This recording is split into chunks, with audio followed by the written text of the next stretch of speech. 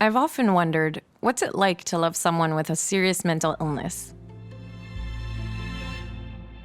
My name is Joëlle Pouliot. I'm a journalist and a mental health advocate, and I also live with bipolar disorder. Millions of Canadians live with mental health issues, and there's a good chance you're close to one of them. Whether it's your husband, wife, partner, or even your best friend, it's hard to find a balance between loving and caring for someone with mental illness. So how can you build a healthy relationship that helps both you and the person you love get better? On a background of handwritten journal pages laid out side by side, letters in black ink form the word better. Episode 6, Love, Loss, and Friendship. You said separate the person from depression. Is there a way to bring it up? Bring the fact that they're ill? Well, bring the fact that it's not them. It's, like I'm struggling with your depression. Like, is that a way to do it? Or are you just not even? Well, I've had someone tell me very honestly, it hurt me so much. But I had someone say, I don't know if I want to deal with your illness for the rest of my life. And, he was very clear. He was like, I want to be with you for the rest of my life. But I don't know if I want to deal with your illness for the rest of your life. And sadly, we can't separate them. Since my diagnosis, mental health has often become the elephant in the room for my relationships.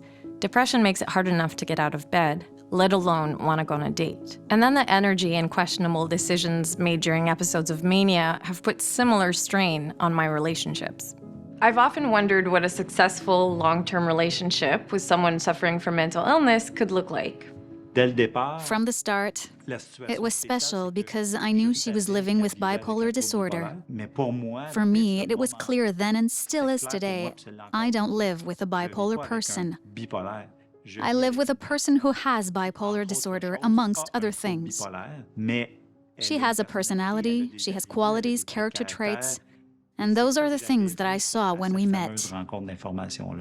Jean-Rémy Provost and Annie Beaudin have been married for 25 years. They also work together at Relief, a Montreal-based organization that gives mental health workshops and training to both organizations and individuals. Over their decades-long relationship, they've learned the delicate balance of caregiving and loving. The most difficult moment for a loved one is when you feel powerless. Most times I wished I could take her depression on me, but I can't, and that's the worst feeling. Yet, we've always had good communication, even when she wasn't feeling well. This also means that when she tells me, I don't want to talk, I understand that I should just stay by her side and tell her that I'm here if she needs me. What helped us was to plan for the worst, but when I was feeling well. And quickly, we built mutual trust that allowed Jean-Rémy to have some leg room, to help me in difficult times. What Annie just said is important because she's always considered me in the equation, asking, what about you? Do you have enough time for yourself? And this is what we say to caregivers at Relief. Keep time for yourself because caring for someone who isn't feeling well can be demanding. Statistics show how much depression is rampant among caregivers. For most adults, your partner becomes your primary caregiver and support system in your life. But for many people suffering from mental health issues, there's not always an option. For me, friends became my social safety net, especially during episodes of depression. She explained to me what her manic episodes look like and what her depressive episodes look like. So I felt prepared. I felt like I was, okay, I know this is what's happening. And I would just keep reaching out and just keep messaging her. And I learned to not take it personal if she wouldn't show up or she would cancel at the last second.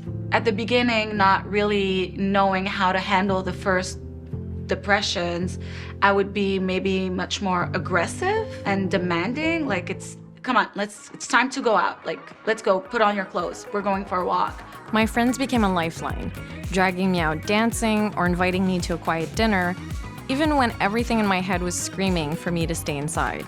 But like other relationships, finding that balance in a friendship can be difficult.